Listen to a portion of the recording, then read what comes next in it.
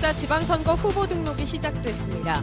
광주 전남은 새정치민주연합과 무소속 후보들의 뜨거운 한판 승부가 펼쳐질 전망입니다. 광주시장 선거는 전략공천에 대한 여론의 향배가 중요한 변수로 작용할 것으로 보입니다. 강훈태, 이용섭 후보의 단일화 성사 여부도 관심을 모으고 있습니다. 트라우마를 치유하기 위해서는 가족이나 이웃의 역할이 중요합니다. 트라우마를 진단하는 5.18 기획보도. 오늘은 트라우마와 공동체의 관계를 짚어봅니다. 광주에서 재개발, 재건축 사업이 활기를 띠고 있습니다. 무분별한 아파트 건립을 경계하는 목소리도 나오고 있습니다. 여러분 안녕하십니까? 광주 MBC 뉴스데스크입니다.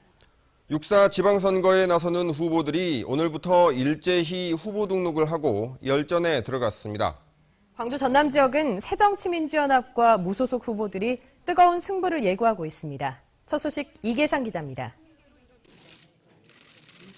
6.4 지방선거 후보 등록 첫날 광주시장 후보 7명이 일찌감치 등록 절차를 마쳤습니다. 무소속 출마를 선언한 이용섭 후보도 의원직을 내려놓고 광주시장 선거에 도전장을 냈습니다. 상대적으로 지지율이 낮은 후보들은 빠듯한 일정을 감안해 등록을 서둘렀습니다.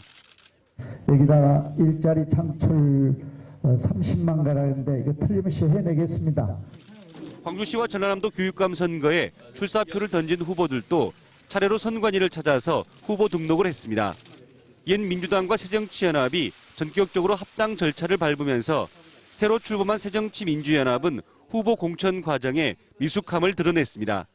특히 광주시장 선거에서는 심야에 윤장현 후보를 전략 공천키로 결정하면서 강훈태, 이용섭 후보가 무소속으로 단일화해서 맞서기로 했습니다. 광주 지역 기초단체장 선거는 현직 후보들이 대부분 공천을 받아 싱겁게 됐지만 전남 지역 시장 군수 선거는 현직들이 공천 탈락 후 무소속으로 나서면서 새정치 후보와 한판 승부를 예고하고 있습니다. 새누리당과 진보정당 후보들도 차별화된 정책을 내세워 유권자들의 지지를 호소한다는 전략입니다. 선관위에 등록을 마친 후보들은 다음 주 22일부터 본격적인 선거 운동에 나설 수 있습니다. MBC 뉴스 이계상입니다. 새정치민주연합 전남도당이 13개 경선 지역의 시장 군수 후보를 선출했습니다. 여론조사 경선을 통해 선출된 후보는 목포 이상열, 여수 주철현, 순천 허석, 나주 강인규, 광양 김재무, 구례 서기동, 보성 정종해, 완도 신우철, 해남 박철환, 진도 이동진, 영암 전동평, 무안 김철주, 신안 박우량 후보 등입니다. 나머지 9개 시군의 후보는 단수로 추천돼 이미 사실상 후보로 확정됐습니다. 새정치민주연합은 오늘 재심 절차를 거쳐 최고위원회에서 후보를 최종 확정할 예정입니다. 후보자 등록을 시작으로 선거전은 한층 더 뜨거워지게 됐습니다. 특히 광주시장 선거는 광주 시민은 물론 전국적으로도 주목받을 만큼 치열합니다. 첫날부터 기싸움도 대단했습니다. 먼저 윤구수 기자의 리포트를 보시죠. 일찌감치 후보자 등록을 마친 강훈태, 이용섭 두 무소속 후보는 이번 선거를 전략공천을 심판하는 선거로 규정했습니다. 제 모든 것을 걸었습니다. 반드시 승리해서 광주 시민을 무시하는 김한길, 안철수를 심판하고 광주 시민들의 자존심을 회복하고 광주의 명예를 찾겠습니다. 강훈태 후보는 안철수 대표를 직접 겨냥했습니다. 시민 후보 대 낙하산 공천 후보, 민주 세력 대 반민주 독재 세력, 강훈태 대 안철수의 싸움이다 이렇게 생각합니다. 시민의 자존심을 자극해서 전략공천에 대한 거부감을 증폭시키겠다는 두 후보들의 공통된 선거 전략으로 보입니다. 새정치민주연합의 윤장현 후보는 정권 교체를 위해 불가피한 선택이었음을 강조했습니다. 광주의 선택이 대한민국의 미래를 바꾸는 소중한 그런 기회입니다. 2017년 정권 교체의 선택, 광주 시민 여러분의 선택에 달려 있습니다. 김한길, 안철수 두 공동대표도 부정적인 여론 차단에 나섭니다. 두 대표는 이번 주말 광주를 찾아서 전략공천의 불가피성을 설명하고 시민들에게 이해를 구할 예정입니다. 네, 스튜디오에 윤구수 기자 나와 있습니다. 김한길, 안철수 두 공동대표의 광주 방문, 단순히 5.18 때문에 오는 건 아닌 것 같고 여러 가지 포석이 있어 보입니다. 어떻게 봐야 합니까? 네, 우선 5.18 때 당대표가 광주에 오는 건 관례상 당연합니다. 정부 기념식에 참석하지 않더라도 광주에 안 올 수는 없었을 겁니다. 또 전략공천에 대한 부정적 여론을 보다 적극적으로 차단하면서 윤장현 후보를 띄울 필요도 있었을 겁니다. 특히 시도지사 선거에 나선 친안철수계 인물 가운데 유일하게 윤장현 후보만 공천 과정에서 살아남았기 때문에 안 대표로서는 반드시 이겨야 하는 선거입니다. 혹시라도 야당 후보가 광주에서 패배한다면 안철수 대표의 지도력, 나아가 정치 생명에도 영향을 미칠 수 있습니다. 그래서 선거 흐름에 따라서는 자주 광주를 찾을 수도 있습니다. 네. 강원태, 이용섭 두 무소속 후보가 단일화를 하겠다고는 했는데 네. 정말 단일화가 성사될 것인가 이렇게 궁금해하는 분들이 많습니다. 네. 어떻게 전망하고 있습니까? 여전히 가능성은 반반입니다. 두 후보가 단일화 원칙에는 합의했지만 전제는 이기는 단일화입니다. 여기서 방점은 단일화보다는 이기는이란 단어에 찍혀 있습니다. 역으로 놓고 보면 단일화하지 않고도 윤장현 후보를 이길 수 있다면 단일화 안 할 수도 있다는 의미입니다. 두 사람 중에 한 사람만 그렇게 판단해도 단일화는 성사되기가 어렵습니다. 결국 뭉치지 않으면 이길 수 없다는 판단이 확실해질 때 그때가 단일화 시점이 될 걸로 보입니다. 그 시점이 올지 안 올지는 유권자들의 여론에 달려 있습니다.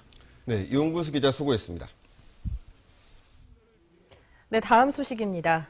5.18 행사위원회와 5월 단체가 이무리한 행진곡 재창이 공식 식순에 들어가지 않는 한 정부가 주관하는 기념식에 참석하지 않는다는 입장을 공식 기자회견을 통해 밝혔습니다. 또 세월호 참사 추모에 동참하고 정부의 무성의한 태도에 대한 항의 표시로 전야제 행사를 취소하겠다고 덧붙였습니다. 국가보훈처는 이에 대해 불참 의사와는 무관하게 기념식 행사를 계획대로 진행할 예정이며 재창과 합창 여부는 여전히 미정이라고 밝혔습니다.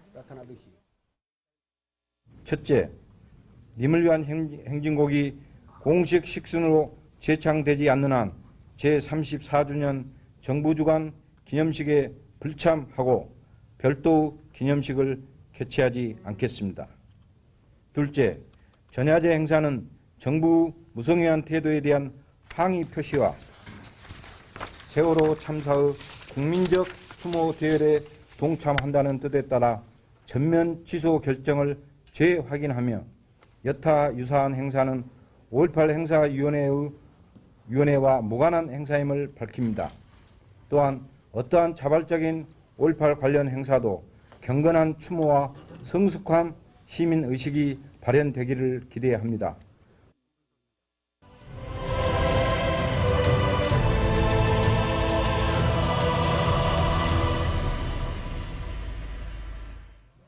트라우마를 진단하는 5.18 기획보도, 오늘은 그 마지막 순서입니다. 트라우마 치유는 전문가 못지않게 가족이나 이웃의 역할이 중요합니다. 공동체 생활을 통한 연대와 교감이 치유에 매우 효과적이라고 하는데요. 정유옥 기자의 취재입니다. 2003년 대구 지하철 참사. 유족들은 각종 소모임이나 단체 활동에 참여하고 있습니다. 다 함께 슬픔을 공유하자 아픔은 정화됐습니다. 내가 울고 싶을 때, 그것이 1년이 지났건 3년이 지났건 울고 싶을 때 울더라도 이해해준다는 거죠. 이게 어찌 보면 이분들에게는 또 다른 그 위안의 힘이 됐고 또 좀 쉴 수 있는 안식처가 됐다. 이런 측면에서 대책위 사무실을 유지해온 것, 그 다음에 그 안에 여러 가지 이제 소모임이 있어준 것은 저희들이 상당히 긍정적인 힘으로 작용했다라고 이제 평가를 하고 있고. 같은 처지의 사람들이 공통된 가치를 추구한 것도 효과를 봤습니다. 내 딸아이의 죽음을 헛되지 않게 하는 거다. 그러면 헛되지 않게 하는 게 뭐냐? 이후에 우리 이제 희생자 가족들이 관심을 가져가지고 이런 참사를 예방하는 데 노력하는 게 딸아이의 죽음을 헛되지 않게 하는 거다. 그래서 이제 그 일념으로 지금까지 5기로서 살아남아 있는 거죠. 전문가들은 실제로 가족이나 이웃 등 정서적 그룹의 지지가 트라우마 치유에 도움이 된다고 강조합니다. 제일 이 사람들은 중요한 것은 가족이나 친구나 친지같이 사회적으로 지지될 수 있는 사람들의 생존자를 위로해주고 공감해주고 희망을 주고 같이 해줬을 때 제일 좋다는 거죠. 내 얘기를 들어준다, 보듬어 준다라는 느낌을 공유하면서 정신적 상처가 아무는 겁니다. 내가 성가신데 남의 아픔까지 뭐하러 신경을 써야 하는 게 현실이잖아요. 또 그렇게 저도 살아왔고. 근데 남의 아픔도 들어줄 수 있고 내 아픔으로 생각을 해볼 수도 있는 그런 눈꽃 많은 시간이라도 생긴 게 저한테는 굉장히 큰 덕이라고 봐야죠. 트라우마 치유의 외부 전문가의 도움은 절대적으로 필요합니다. 여기에 가족이나 이웃 등 정서적인 공동체의 역할과 노력이 더해지면 치유는 더 빨라집니다. MBC 뉴스 정용욱입니다. 최근 광주 지역에서 재개발, 재건축 사업이 활발하게 진행되고 있습니다. 부동산 경기가 기나긴 침체에서 벗어날 수 있다는 기대감이 높지만 일시에 많은 아파트가 건축되는 것을 경계하는 목소리도 있습니다. 이재원 기자입니다. 유니버시아드 대회 지원 시설로 활용될 광주 염주주공 아파트. 지난 2월 조합 설립 절차를 마친 뒤 최근에는 조합원들의 확정 지분제 방식으로 재건축을 추진하기로 결의했습니다. 이에 따라 재건축 조합 측은 늦어도 7월까지는 시공사를 선정해 사업 시행 인가 등 행정적인 절차를 마무리 지을 예정입니다. 이렇게 되면 빠르면 올해 안에 재건축에 착수할 수 있을 것으로 기대됩니다. 이곳뿐만이 아니라 1,400세대 규모로 추진되고 있는 학동 3구역은 분양 절차에 들어갔고 마륵 구역은 분양까지 마무리 지었습니다. 또 풍양 2구역은 시공사를 선정했고 지원 2구역도 건축 심의 단계에 들어가 있습니다. 착수를 하고 진행이 되는 데가 한 3-4군데 됩니다. 그래서 주택경기가 약간 호전으로 돌아섬으로써 재개발 활동이 지지기를 켜는 셈입니다. 실제로 지난 3월 광주 지역의 중공후 미분양 아파트는 483세대로 전국에서 유일하게 500세대 미만을 기록해 부동산 시장의 훈풍에 대한 기대감을 높이고 있습니다. 여기에 전용 면적 60제곱미터 이하의 소형 아파트를 의무적으로 매입해 주는 것도 재개발, 재건축이 촉진되는 한 요인으로 광주시는 보고 있습니다. 하지만 시장에서는 일시에 많은 규모의 아파트가 쏟아져 나오는 것을 경계하는 목소리가 높아 최근 재개발, 재건축 사업이 주택 시장의 불황탈출로 이어질지는 여전히 미지수입니다. MBC 뉴스 이재환입니다. 구속된 세월호 선원 15명은 모두 광주지방법원에서 재판을 받게 됐습니다.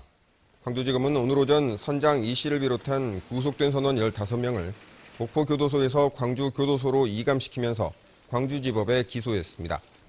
선원들에 대한 재판은 그동안 관할지인 광주지법 목포지원에서 진행할 예정이었지만 규모가 작아 방청객 등 참관에 불편이 예상돼 광주지방법원으로 옮겨져 재판을 받게 됐습니다.